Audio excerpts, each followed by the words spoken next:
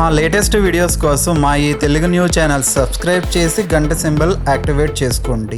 రేపు కార్తీక బుధవారం. ఈరోజు పూజించాల్సిన దైవం విష్ణుమూర్తి. అయితే ఈరోజు వేప చెట్టు కనిపిస్తే ఈ ఒక్క మాట అనండి చాలు, కష్టాలు కన్నీళ్లు పోతాయి, ఇంటి నిండా డబ్బే డబ్బు. ఈ కష్టాలన్నీ పోతాయి, ధనం వస్తూనే ఉంటుంది. కార్తీక మాసంలో ఉసిరి చెట్టు, మారేడు చెట్లకే కాదు వేప చెట్లకు కూడా విపరీతమైన శక్తులు వస్తాయి.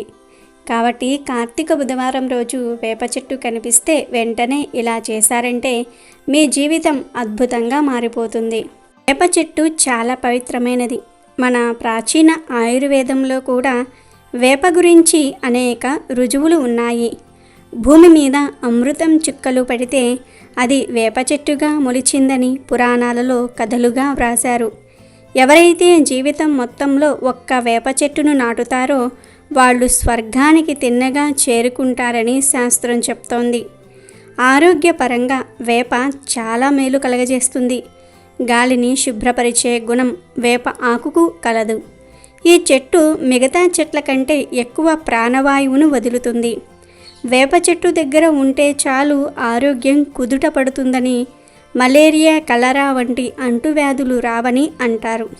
ఇంత చరిత్ర కలిగి అనేక ఉపయోగాలు ఉన్నాయి కాబట్టి వేప చెట్టును పూజిస్తారు, ఆరాధిస్తారు, పోషిస్తారు, దేవాలయాల్లో పెంచుతారు. ఈ చెట్టు మన దేశ సంస్కృతిలో, వైద్యంలో, మతాలలో, నమ్మకాలలో, సాహిత్యంలో, ప్రజల అలవాట్లలో విడతీయరాని విధంగా పెనవేసుకుని పోయింది. ఇంటి దగ్గర వేప చెట్టు ఉంటే శ్రీ మహాలక్ష్మి ఉన్నట్టే అంటారు. ధనాన్ని ఎంత జాగ్రత్తగా కాపాడుకుంటూ ఉంటామో అదేవిధంగా వేప చెట్టును కూడా కాపాడుకోవాలి.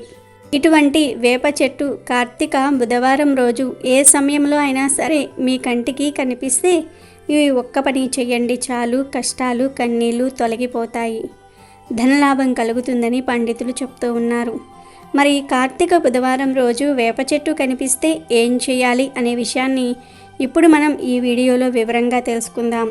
ఇక వీడియోలోకి వస్తే కార్తీక బుధవారం రోజు ఉదయం లేచినప్పటి నుంచి రాత్రి పడుకునేలోపు ఏ సమయంలో అయినా సరే మీకు వేప చెట్టు కనిపిస్తే ఆ వేప చెట్టు దగ్గరకు వెళ్ళండి. ముందుగా వేప చెట్టు బెరడు మీద గుండ్రంగా పసుపు రాసి ఆ పసుపు మీద 6 బొట్లు కుంకుమ బొట్లు పెట్టండి. ఆ తరువాత వేప చెట్టుకు కొన్ని నీళ్లు కూడా పోసి వేప చెట్టు మొదట్లో ఆవు నెయ్యితో కానీ నువ్వుల నూనెతో కానీ దీపాన్ని పెట్టండి. అలా దీపం పెట్టిన తరువాత వేప చెట్టు చుట్టూ 11 ప్రదక్షిణాలు చేయండి. అలా ప్రదక్షిణాలు చేసే సమయంలో ఆ చెట్టుతో మీ కష్టాలను చెప్పుకోండి.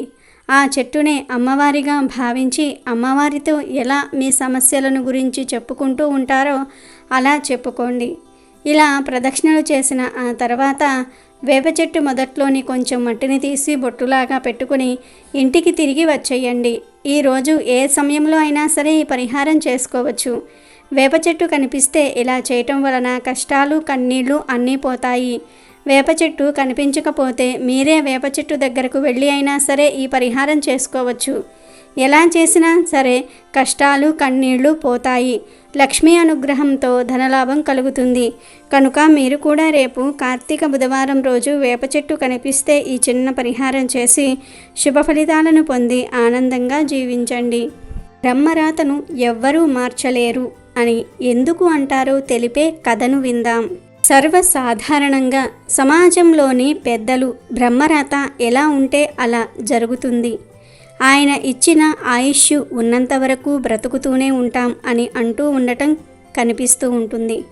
అలాంటి మాటలకు ఓ ఉదాహరణగా రావణాసురుడి కథే కనిపిస్తుంది. రావణాసురుడు బ్రహ్మ దగ్గర నుంచి వరాలు పొందిన తర్వాత దేవతలు ఋషులు సహా సర్వలోకాల్ని బాధించసాగాడు. రాక్షసానందంతో ఆ అసురుడు పుష్పక విమానమెక్కి లోకాలన్నిటి మీదకు దండెత్తుతున్న సమయంలో ఒకనాడు ఆకాశ మార్గాన నారదముని ఎదురయ్యాడు. నారదుడికి నమస్కరించి రావణుడు కుశల ప్రశ్నలు అడిగాడు.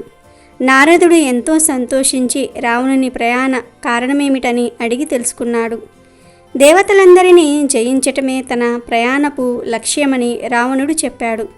అప్పుడు నారదుడు రావణుడితో, అదేదో కష్టపడి అందరి మరణానికి కారకుడైన యమధర్మరాజును జయిస్తే ఎక్కువ ఫలితం ఉంటుందని ఆ ప్రయత్నం చేసి చూడమని చెప్తాడు. కానీ యమపురికి వెళ్ళే మార్గం చాలా కష్టతరమైందని నారదుడు రావణుణ్ణి హెచ్చరిస్తాడు. ఆ హెచ్చరిక ఆ రాక్షసుడికి మరింత ఉత్సాహాన్ని ఇచ్చినట్లయింది. రావణుడు వెంటనే యమపురికి బయలుదేరాడు. ఇంతలో నారదుడు వెళ్ళి యమధర్మరాజుకు రావణాసురుడు యుద్ధానికి వస్తున్నట్లుగా చెప్పాడు. నారదుడు అలా చెప్తున్నంతలోనే గొప్ప కాంతులతో విరజిల్లుతున్న పుష్పక విమానమెక్కి రావణాసురుడు యమలోకంలో ప్రవేశించాడు. ఎన్నో పాపాలు చేసి వాటికి తగిన ఫలితాలను అనుభవిస్తున్న ఎందరెందరినో రావణాసురుడు అక్కడ చూశాడు. భయంకరమైన రూపాలు కలిగిన యమకింకరులు అక్కడ ఉన్నారు. ఆ కింకరులు పెట్టే బాధలకు తట్టుకోలేక పాపం చేసిన వారంతా ఏడుస్తూ ఉండటం కనిపించింది. కొంతమంది పురుగులకు, మరికొంతమంది కుక్కలకు ఆహారంగా అయిపోయి భయంకరంగా కేకులు పెట్టడం కనిపించింది.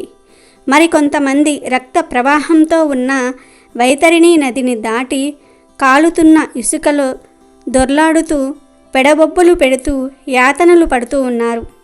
మరికొంతమంది పుణ్యాత్ములను ఆ పక్కనే ఉన్న ప్రదేశంలో రావణుడు చూశాడు.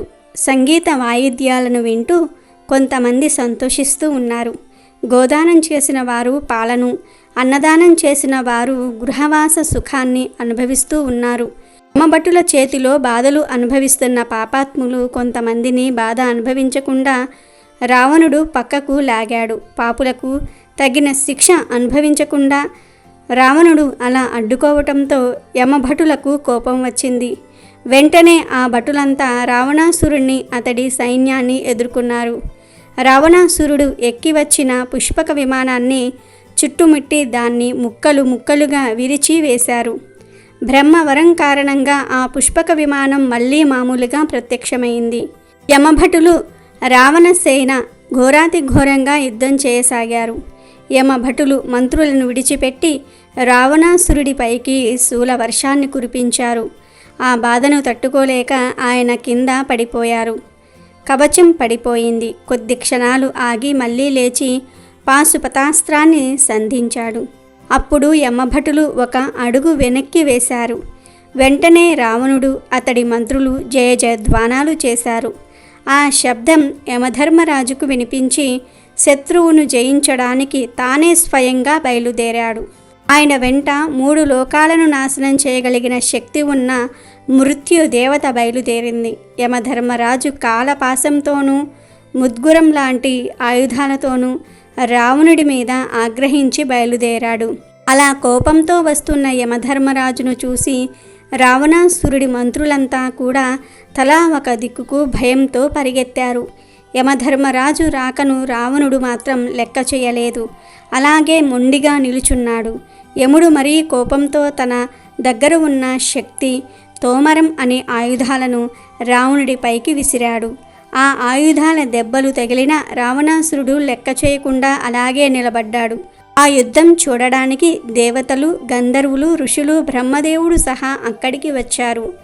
రావణాసురుడు తన విల్లును ఎక్కుపెట్టి మృత్యుదేవతపైకి 4 బాణాలు, యముడు మీదకు అనేక బాణాలను వదిలాడు. అందుకు కోపించిన యముడు ముక్కు పుట్టల నుంచి గొప్ప అగ్నిజ్వాలలు బయలుదేరాయి. ఆ అగ్ని రావణాసురుని దహిస్తుందని మృత్యువు, యముడు అనుకున్నారు. అలా జరగకపోయేసరికి మృత్యువు యముడితో తనను రావణుడి మీదకి వదలాలని, వాడిని నాశనం చేసి వస్తానని పలికింది. యముడు తానే స్వయంగా రావణుడిని సంహరించాలని తన చేతిలో ఉన్న కాలదండాన్ని పైకెత్తాడు. శత్రువు మీదికి దాడి చేయడానికి సిద్ధంగా కాలపాశం, ముద్గురం లాంటి ఆయుధాలు సిద్ధమయ్యాయి. ఆ తీవ్ర పరిస్థితి చూసి దేవతలంతా గజగజ వణికిపోయారు. బ్రహ్మదేవుడు కల్పించుకొని యముడిని వారించాడు. కాలదండం ప్రయోగిస్తే రావణుడు మరణించటం తప్పదని, అలా జరిగితే అతడికి తానిచ్చిన వరం విఫలమైనట్లుగా అవుతుంది కనుక కోపాన్ని ఉపసంహరించుకోవాలని బ్రహ్మదేవుడు యముడికి నచ్చచెప్పాడు. బ్రహ్మ మాటలను గౌరవించి యముడు వెనుదిరిగి వెళ్ళిపోయాడు. రావణాసుర చరిత్రలోని ఇలాంటి సన్నివేశాలు చూసినప్పుడు ఆ రాక్షసుడు బ్రహ్మ వలన వరం పొంది దేవతలను ఎంతగా ఇబ్బంది పెట్టాడో అర్థమవుతుంది. ఇలాంటి అనేక కారణాలు రామావతారంలో విష్ణువు భూలోకానికి రావడానికి దారితీశాయి.